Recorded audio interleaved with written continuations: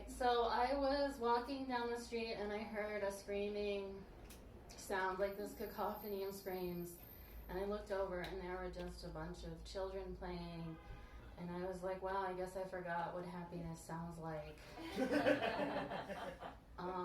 Are you guys having fun so far?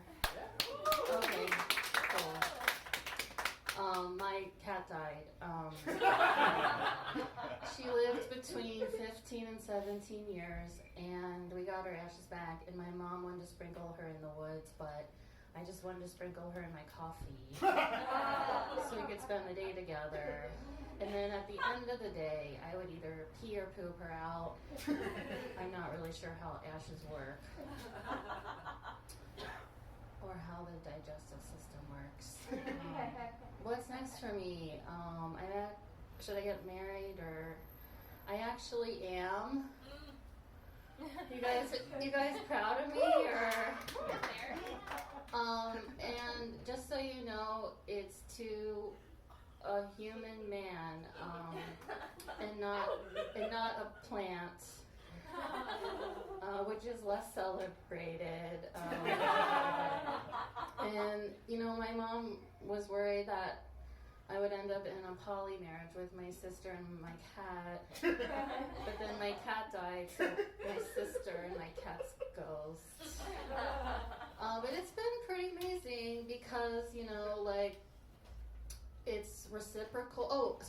It's reciprocal love, because usually what happens is like, I think I'm falling in love with someone. Turns out they're not interested in me at all. But they're in love with someone else that's not interested in them at all. And it just keeps going on like that forever, like a dead caterpillar. And which is also the plot of Midsummer's Night Dream. If you guys, that's a Shakespeare play. It's also a movie. But yeah, when we first started seeing each other, I told my mom that he was ethically non-monogamous, and she felt sorry for me, and I was really confused. And it turned out I was saying it wrong. He's actually ethnically ambiguous.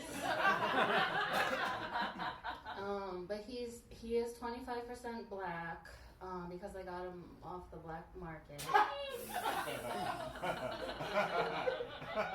He's also part Sephardic, which I like to tell people because it has my favorite word in it, fart.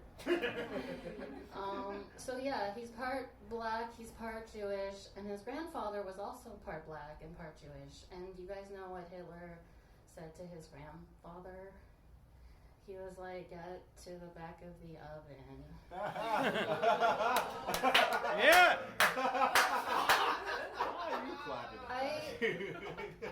I didn't write that joke. Johnny actually told. Hey, come in. There's a comedy show. You can come sit down. You guys, it's a good joke, right? It's a great joke. And he doesn't do stand-up comedy, so if I never said it on stage, it would just get lost in the ether, so. I've only told my closest friends. No talking. This isn't the time to, okay. So you guys, this is my first time falling in love. I had to fake it before I made it. Did I say it already? So I did gain the freshman 15. So I do have a muffin top now. So I started dieting, and I'm on this new diet. It's called starving myself. I'm just kidding. It's called intermittent fasting. So basically what happens is during the day I'm allowed to eat blueberries, coffee, water, blueberries. And when the sun goes down, I binge eat McDonald's. I don't know if you guys can tell, I've lost a lot of confidence. But yeah, I actually had to stop eating McDonald's too. I told myself, okay, so I'm like really addicted to the Shamrock Shake, and I told myself it's a seasonal dessert, and it's almost St. Patty's Day, so I'm not gonna have the opportunity anymore. Anyway, but I had the Shamrock Shake 3 or 4 times, and before I realized that it was not supposed to be key lime pie flavor, it's actually supposed to be mints, and I still don't get it. And I was like, wow, my taste buds are really off. I was like, And then I realized that I'd skipped a period, and I was like, wow, I haven't had my period for a month and 3 weeks. So my boyfriend was like, Anne, you really need to take the birth control test. Sorry. What is it? Pregnancy test. So I finally took it, and it turns out I'm Jewish. So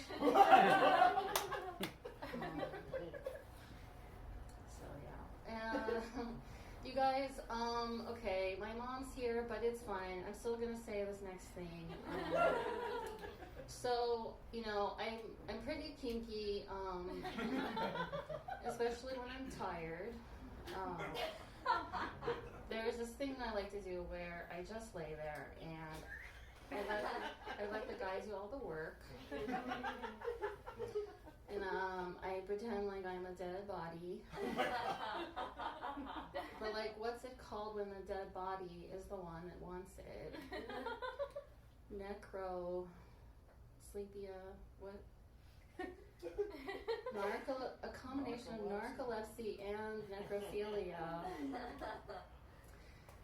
Narcophilia, right? That's it, yeah. So my boyfriend also says kinky stuff. Like the other day, he was like, Anne, I really want you to rub my meat lamp. And I will grant you 3 children. Okay, there's one more part, and it gets worse. And me and my mom just made eye contact. Here goes nothing. So part of this she's already heard, unless she's zoned out. But anyway, so we just had our chubby octo hubbyversary, 8 months anniversary. One clap. Thank you. And I wanted to do something special, so I was thinking about giving him a backwards blowjob, and basically what it is the guy goes on all 4s and pulls it through. He does have to be hard when he does it. So I was reading this blog.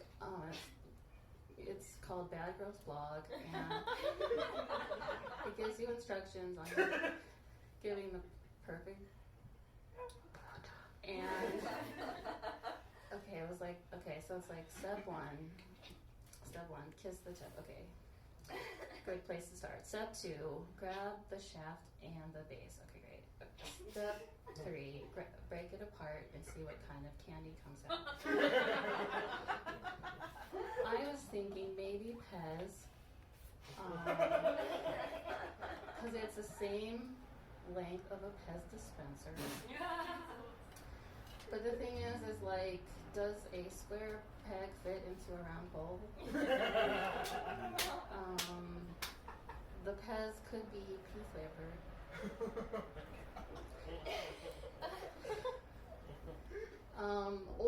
Or nerds, because those are the right shape.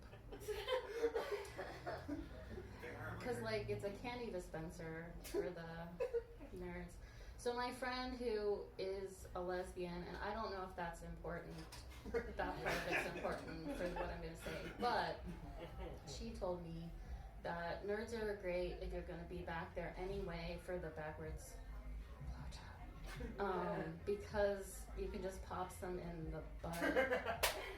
Because, you have to really get up in there, and it's so you don't taste the poop. Are you guys hungry? That's a good, I like that.